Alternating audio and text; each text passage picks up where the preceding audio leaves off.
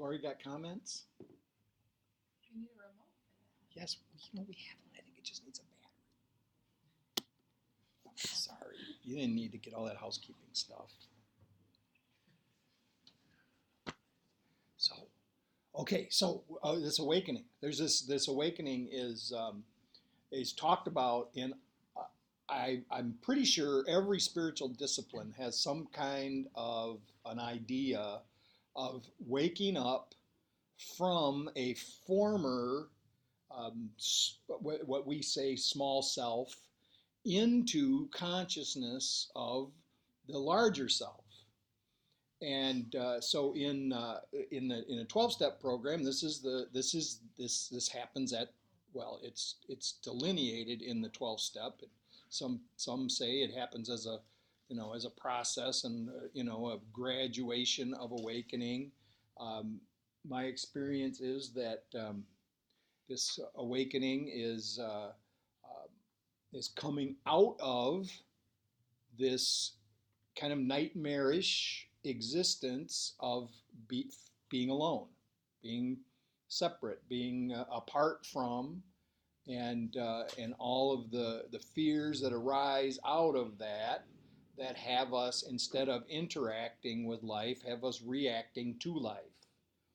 And so this awakening would be evidenced by a sense of peace, a compassion, understanding, and a knowing at this stage. It's almost an intuitive knowing that we are a part of something greater than ourselves. And now, so this happens through a process. And in the 12-step programs, it happens through working 12 steps. In other religions, there's other ways that this occurs. All of them rely on prayer and meditation as part of the process. So this waking up, this is what, by the way, this is what Buddha means. It just means the one who's awake. It's not it's the same thing as Christ. Okay, the Christ, we've said this before. It's a very old joke. Christ was not Jesus' last name. He wasn't little Jesus from the Christ family down the street. Okay, this is an honorific. It's a title that denotes an awakening. It denotes being, a transcendence from the mundane. And so, the Buddha, when the Buddha was awakened and people came upon him, and this is the story as it goes, that they see him differently. All of a sudden, he's different, and they start asking, "So what happened? Who are you? What are you? Are you some kind of god? Are you some?" Because he was light. He bore himself with lightness, and he had a shining about him. The way that this is how they describe it. And this is also the way that Jesus is described. So anyway, he says, no. He says, no, I'm not. I'm just a man who is awake. So I just woke up. That's all that happened, right? Now the level of so here's the thing. So for those of us who have worked all the way through 12 steps, and we're saying, how come I'm not walking on air or walking on water, or people are commenting to me, you're so bright. I'm just going to say something. Generally speaking, when we are in this state of mind, we are very bright, even if we don't know it. And people do notice. Don't worry about the walking on water stuff, walking on air. Better, Thich Nhat Hanh says, better to walk upon the earth and be aware of it. So we do become brighter. But here's the thing about this awakening. It's not an awakening forever. We go back to sleep. And I believe that this is true if we look at what we know for sure about Jesus is very little. What we know about Buddha is actually a little bit more. Even though it was 500 years earlier, we know a little bit more. And we know that he also went back to sleep from time to time. But he woke up very quickly, woke up from it very quickly. So what happens after we wake up is that from time to time the ego comes back to us and tries to get us back on that program, on the small self program. And I'm just used to it. I'm just used to it now. And I know there was a long time years ago, after working through the steps a number of times, I thought it was very important that you not show that kind of weakness, that you carry yourself with an air of you're always awake. And this is no good for anybody. This is no good. I mean, because part of this is an honesty about what's really going on, because what we have to share with each other is our true experience. And so and we have to see that it's the ego that tells us we're supposed to look like a master. We're supposed to look like the guru, right? And this hinders us in our own ongoing awakening, and it hinders others who are saying, "Man, I just can't get there," right? So there's the path to get to the awakening, and then there's the path to stay awake. And it turns out it's pretty much the same thing, except there's one idea, one concept that occurs at the awakening, and where we can really tell, and this is what the Course in Miracles says about it.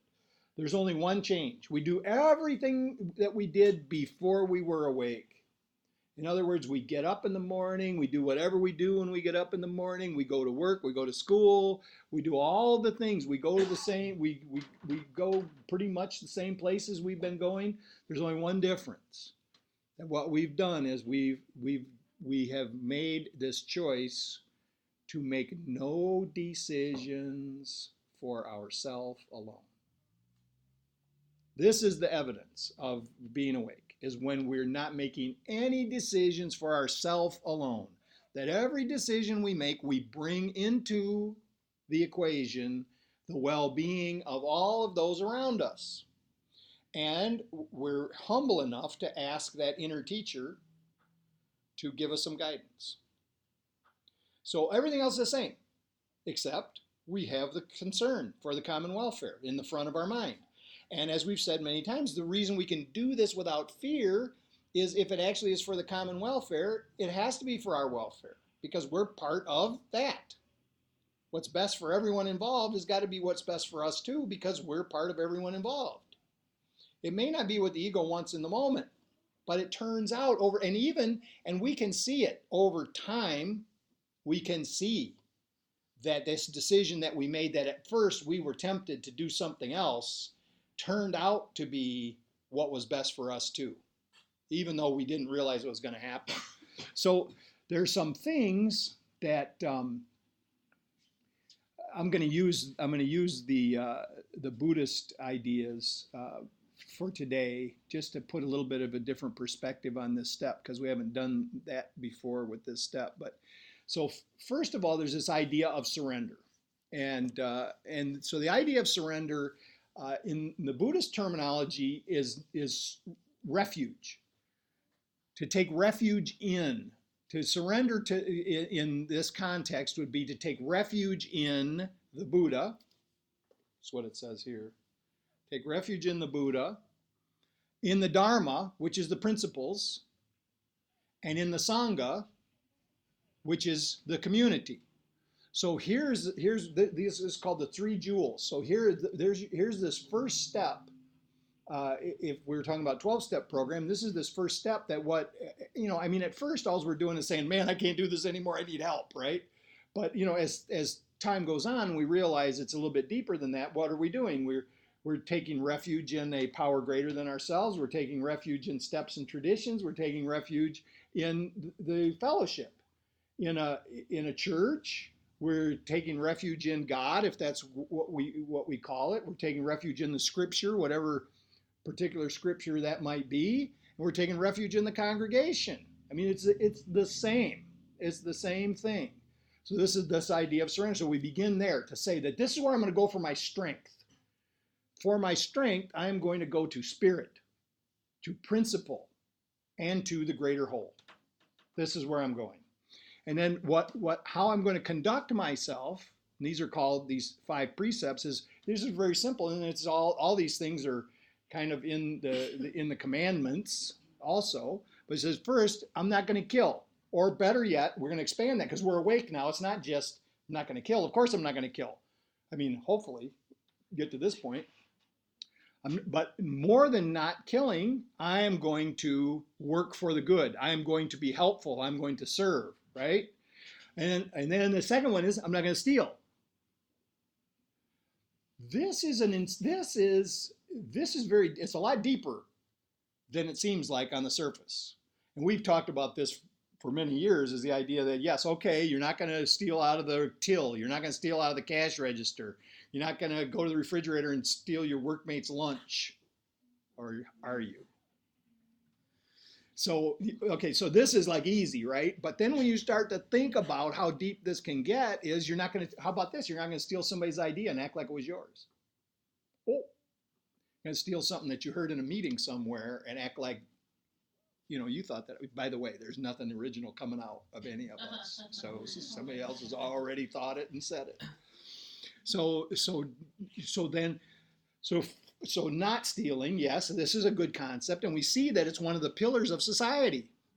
It's a necessary pillar of society for us to operate correctly with each other so that we can establish trust, right?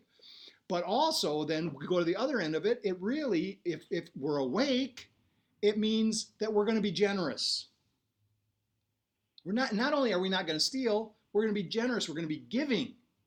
We're not going to be concerned about getting for ourselves. So the next one is not lying. Okay, this is like, yeah, okay, I see this.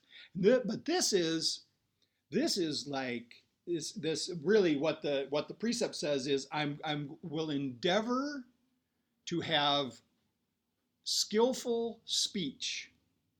It actually is in the negative. It says I will endeavor not to have unskillful speech, right? So lying, yes, that's right, very obvious. But this idea of skillful speech, having skillful speech means no gossip.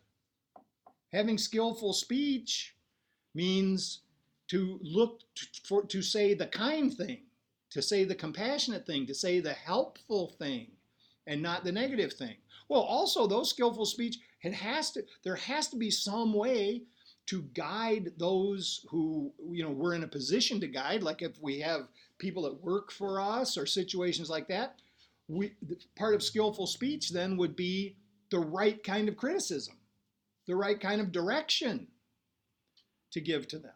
So on the one hand, not lying or not having unskillful, harmful kind of speech, that's the prescription. That's what we're saying we're not going to do. But what we're going to do on the other end of that, if we let it develop in an awakened way, is that we are going to have positive, uplifting, complimentary kind of speech.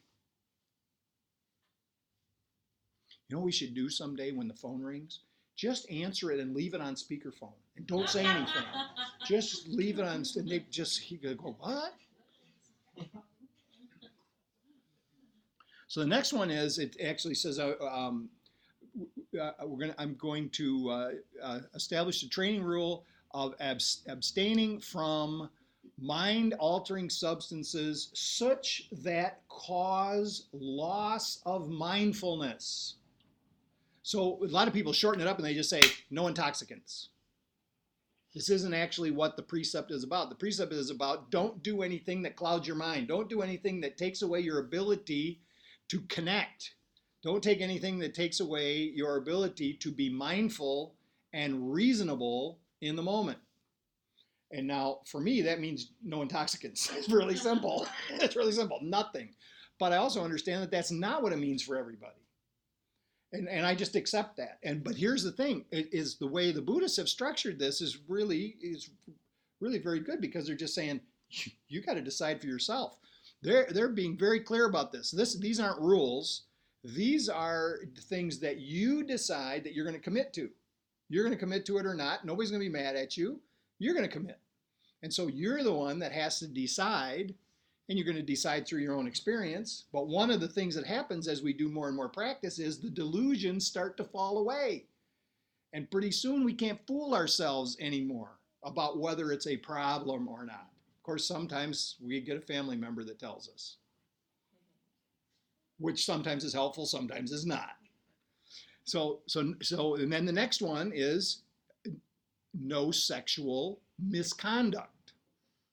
It doesn't say no sex. We had the meeting with the guys from the recovery house last week, and we had an issue. I can say this because I'm not going to tell you who, but we had an issue with someone who had moved his girlfriend in on the top floor, just moved her in, right? And then conspired with his housemates to not tell anybody. And you know how hard this is, a situation like that. You don't want to tell on your buddy, right? You want to hold the line for him, right? So anyway, we had the guy said, well, we can't do this. I mean, anyway, what I told them was, we're not against sex. We like sex. We're for it. I said, we're blessing you now. You can have sex. But you can't move somebody in the house, and then more than that, you can't get your housemates in a conspiracy with you. So, well, it didn't work out. It didn't work out. He said okay, but he just went right back to it, and he had to go. But so there's sex is good. Adult people have sex unless they've made some kind of conscious decision for some reason of their own not to. So this is good, but it says misconduct. And misconduct is going to be something that damages the community or something that damages the participants, one or both. Now again, you think about this is very broad. And it's going to be different with different people, but the whole idea is you're supposed to be developing self-discipline rather than self-centeredness. Self-discipline and awareness of what you're doing and what the effects are. So over time, this particular one, I think, is going to be the one that's going to change over time. Because as awareness grows, we begin to see how our actions are affecting others. So, okay. So now what we've woken up from, and this is what the meditation was about, was this core issue of suffering. That in the world there is suffering, and the Buddhists call it dukkha. And dukkha is, the cause of dukkha, it says, is craving. And we can just read this very easily. You can say addiction, but you can also say the cause of suffering is consumerism. It's the same thing. It's the cause of suffering is the cancer of the mind that cannot stop eating up the world. This is what's happening. Our need to have more and more and more is actually killing the planet. It's just like a tumor. So this is the cause of suffering. Not only are we causing destruction everywhere in the world, but we are causing all these problems internally because we want and we want and we want and we want more. So this craving, it's not just desire, because desire could be positive. When we think about the desires of the heart, desires that lead to the benefit of a community, this is a different thing. The craving is, I gotta have it, right? And then so this dukkha, it's in us, and anytime we're having these feelings and thoughts, we're suffering. But it permeates all of our lives because other people are also involved in it. And we can see that our craving has negative impact on those in our community and in the world, but we also see that others' craving has an impact on us. And we see it in families. We see it in families where addiction's running rampant. So And then the other side of this, of course, this other side of this craving is the desire to avoid the pain, the desire to avoid whatever pain may be on the horizon. So this is all intertwined. And then, of course, the third piece is the delusion, is and what the Course in Miracles calls the illusion that we're living in, the dream that we're living in. And this delusion that we're having gives us all the justification, rationalizations that we need to continue the behavior of pursuing pleasure at the expense of ourselves and others, and avoiding pain also at the expense of ourselves or others. And you may ask, well, why would the avoidance of pain, why would that be a problem? Well, the problem is that we do things to escape from pain that just, the results are the same. When actually, if we would just relax for a moment, allow the pleasure as it comes. No need to pursue it. It's coming. It really is going to come anyway. We don't have to be going after it. So just relax. The pleasure comes. We experience as it comes. We notice it. We pay attention. We see what it is. We really get to know the nature of it. And as it passes away, we don't try to grasp it and hold it. We just kind of let it flow. And then when the pain comes, we feel, listen, this really is a practice. I guarantee if you try this, when emotional pain arises, when bad feelings come to the mind, put your attention on it. Just put your attention right there. See what it is. What does it feel like? What does it look like? What's it sound like? What's it smell like? What's it taste like? I mean, try to get everything. Some things you can't get pictures for that, but sometimes you can. Stay with it. It will not stay with you for more than 20 seconds. On the other hand, trying to avoid the pain and run away from it makes it last for a long time. If we embrace it, if we stay with it, it will pass. It will change. You can observe it changing in your mind. Now, that doesn't mean it's not going to come back 5 minutes or an hour later, especially if it's some kind of current grieving that we're going through. But we just do it again. We just stay with it. We stay with it, whatever happens. This is really the point. So there is suffering. The cause of the suffering is craving. There is an end to suffering. And the end to suffering is the end of craving. Now, just think about it this way. The end to suffering is the end of self-centered pursuits and avoidances. That's really what it's saying. The end of suffering is the end of self-centered pursuits and avoidances.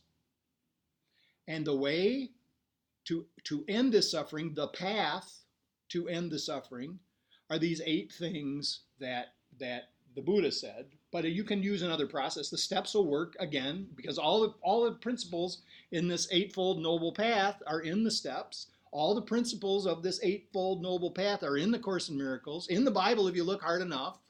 So it's all in there. So the first one is this idea of right view. I'm seeing correctly. And here's the right view to have, that there is suffering. There is suffering, and that there's also an end to suffering, and the right view is many people have ended their suffering. Many people have come before us, and this is like the second step in recovery. Many people have come before us, have gotten better. This is the right view. This is right understanding, knowing that this, whatever it is that we're dealing with, is first of all temporary, and someone else has already overcome it. And then the second thing is right thought. So right thought connects to right view. So right thought is, I'm going to align my thoughts to this new perspective. I'm going to align my thoughts to this perspective. And this is the ongoing thing. This is the way to keep the awakening fresh. Say, I'm going to align my thoughts with this new way of seeing. So I just read what I wrote about this last night. So seeing things in the light of the larger organism, which is the unity of all life, is intimately tied to our thoughts. View and thought cannot be separated. Throughout the day, we align our thoughts with the correct view. Remember that the correct view is the one where we see that life is all connected. So any thoughts we have that contradict that view must be recognized, released, and replaced with wholesome thoughts. Now, wholesome here just means that it's whole and integrated. This is one of the things when you hear Buddhists talk, they'll say, this is wholesome, that's unwholesome. they're not talking about it in a moralistic kind of a way. When they're saying wholesome or unwholesome, they're talking about wholesome as just being together. Wholesome means the whole thing is together. And unwholesome then would mean that it's fragmented or split apart. Or as we say in the second step, insane. So unwholesome thoughts would be insane thoughts that see us as fragmented. So often, what we think about, this is really key, what we think about, we act upon. So now we pay attention to the quality and the direction of the thought, and then this right thought, that the right thought is always a thought that like we're all in this together. This is the flavor of the thought. We're all in this together. I don't want to be alienated. I don't want to be upset. We're all in this together. So right thought combines with right view to keep us squarely in the moment. And then there's right speech, and that goes along with the idea of the skillful speech, no lying in this, but it also, it arises out of right thought, which is connected to right seeing. So my right speech is going to be, I have a thought. Now this is it. There's two ways that this works. One way it works is that if I have wholesome thoughts, it's much easier to have wholesome speech.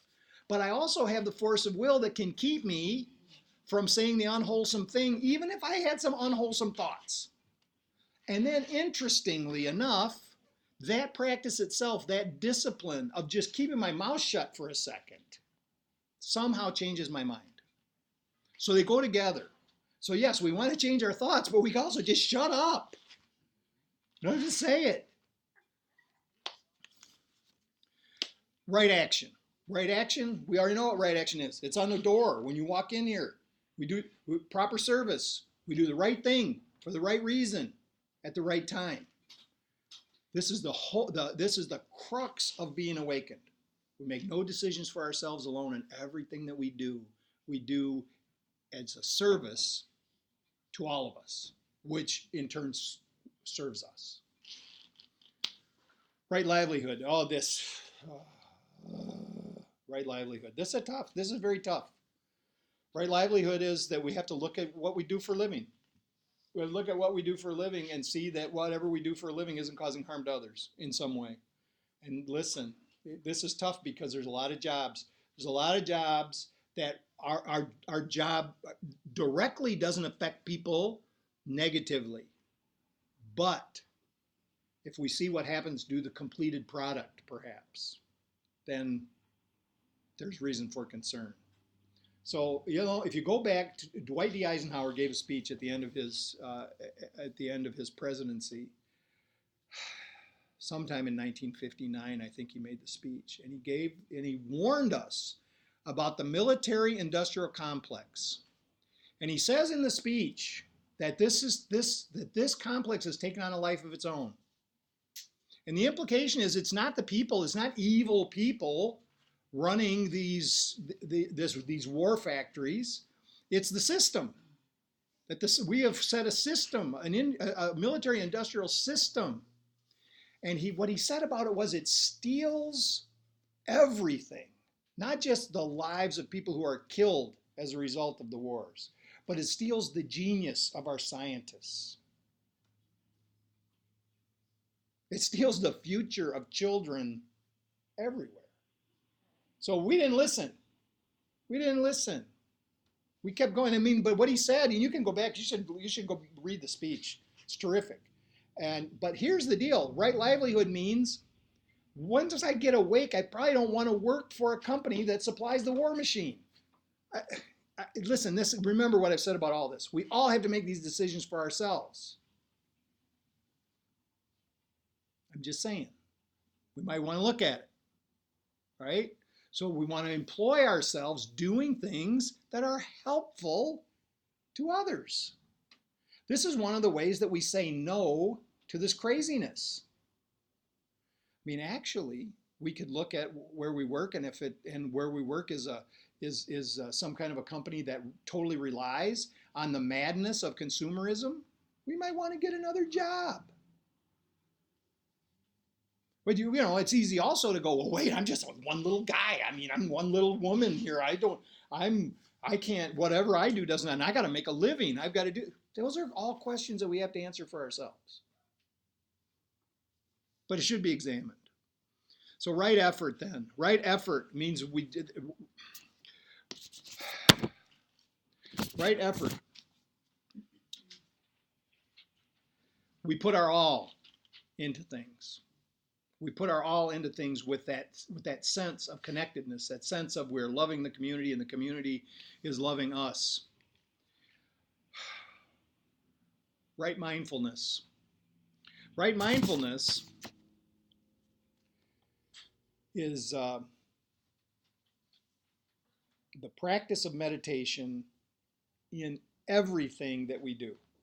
Now, we're not going to do this right off the bat, and we may not do it 20 years later. But the practice really is, my sponsor is a Buddhist priest, and he said to me, he said, the practice is right now. The practice is now. The practice is not this morning when you are sitting on your meditation cushion and doing your 20 minutes or 30 minutes. It's not even when you were in the car, that was practice then. But your practice is right now as you move through the world to try to keep yourself in a mindful state that this is the practice. Bring your attention back to the breath wherever you are, whenever you are, and pay attention to what's happening all around you. And that is the practice, to deal with what arises as it arises with mindfulness. And then the last piece, the last of the 8, is right concentration. The practice of mindfulness. Right mindfulness leads to right concentration. And concentration is the ability to focus on what's important. As we move through our day, there will be many things going on. There will be many choices that could be made. Right concentration allows us to choose the thing that we want to put our attention on and give our service to. So I'm concentrating. Through the practice of meditation, we learn the power of concentration. We develop the ability to focus on what's important. Staying mindful in the moment, we choose which phenomena, and that's what's going on. These things are phenomena. These experiences that we think we are having, they're just movies. They're just pictures flowing through our mind. But we get to decide which one of these phenomena that we're going to focus on. Sometimes it's just the breath. Just going to focus on the breath. Right now, I'm just going to, because it helps me be quiet. It helps me be quiet, awake, aware, alive, ready to do what is needed to do. Sometimes it will be, I want to have us open-mindedness where I'm focused on the experience of what is going on around me right now. Sometimes the concentration is I want to put all of my concentration on the task that's in front of me. This is so helpful. I say task and it sounds like work. But when I decide to put my concentration on what's happening in front of me, that means when I'm with my family, I'm putting my concentration on my family. It means when I'm at work, I'm putting my concentration on the work that's at hand. Rather than the other way around, where when I'm at work, I'm thinking about my family, and when I'm with my family, I'm thinking about work. Put the concentration where it goes. So it's the power to stay on an even keel in the midst of anything that's happening. It arises only from practice, from returning attention again and again and again to the object of concentration. It will grow and it will become a beacon leading the way from right view, right understanding, and right thinking, from right mindfulness to right action.